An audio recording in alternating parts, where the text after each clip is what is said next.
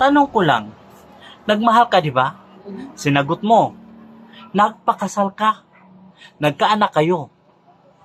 Ang sweet niyo pareho. Di niyo pa nakitaan pareho na may nagalit, nasaktan, nagmura sa bawat isa ninyo. Kasi kampante ka. Kampante ka na ikaw lang sa puso ni girl o sa puso ni boy. Pero di mo alam, nagtaksil pala sa kabila ng inyong pagmamahalan. Ang iba nga, binata at dalaga na ang kanilang mga anak.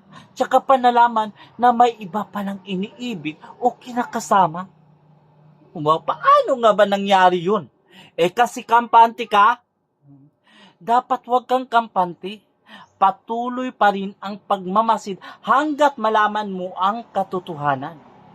Paano ba natin malaman ang katotohanan?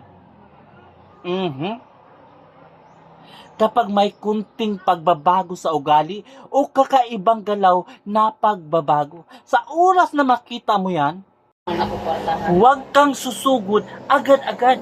Alamin mo pa rin kung totoo ba yung nakita mo.